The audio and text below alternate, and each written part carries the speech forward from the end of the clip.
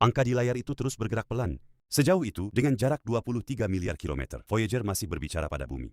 Di tengah gelap ruang angkasa, mesin kecil itu terus melaju sendirian. 47 tahun berlalu dan sinyalnya belum pernah berhenti. Walter Mims hanya duduk diam di kursi rodanya, menatap layar seperti menatap masa mudanya sendiri.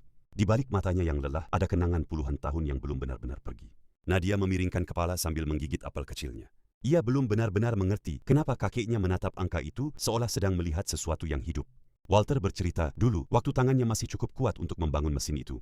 Tahun 1972, Walter muda berlari di koridor JPL dengan map biru di tangan. Saat orang lain pulang, ia justru merasa sedang mendekati mimpinya. Larut malam, hanya lampu meja yang masih menyala di ruangan itu. Walter terus menghitung frekuensi antena, mencoba memastikan sebuah mesin kecil bisa pulang ke bumi dari miliaran kilometer jauhnya.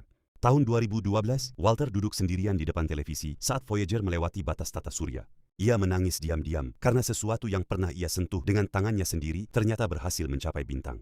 Nadia meletakkan tugas sekolahnya di meja tanpa berpikir banyak. Tapi bagi Walter, selembar kertas kecil itu membuka kembali kenangan yang belum pernah selesai. Walter membaca perlahan, lalu terdiam lama. Ada sesuatu di dadanya yang tiba-tiba terasa sesak seperti kalimat yang sudah menunggu puluhan tahun untuk diucapkan. Dengan jari-jari yang gemetar, Walter mulai mengetik satu huruf demi satu huruf. Yang diketik bukan laporan, bukan data, tapi surat untuk Voyager. Surat yang ditulis berisi, kamu tidak pernah mengeluh. 47 tahun di kegelapan total dan kamu masih terus mengirim sinyal. Nadia membaca dari balik bahu kakeknya, lalu perlahan berhenti mengunyah apel. Untuk pertama kalinya, ia melihat seorang insinyur tua bukan sebagai kakeknya, tapi sebagai manusia yang pernah bermimpi besar.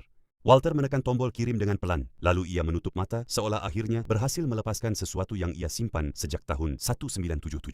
Tanpa berkata apa-apa, Nadia menyandarkan kepalanya di lengan sang kakek, dan di ruangan kecil itu, keheningan terasa lebih hangat daripada kata-kata. Di luar jendela, langit Pasadena berwarna oranye tanpa satu pun bintang terlihat. Tapi Walter tahu, di balik cahaya kota itu, Voyager masih ada di luar sana. Nan jauh di ruang antar bintang, Voyager terus bergerak pelan dalam kesunyian abadi. Kecil, tua, hampir kehabisan tenaga, tapi masih setia mengirim sinyal ke rumahnya. Kadang keberanian bukan tentang tahu kemana tujuanmu. Kadang keberanian hanyalah terus mengirim sinyal, meski tidak yakin ada yang mendengar.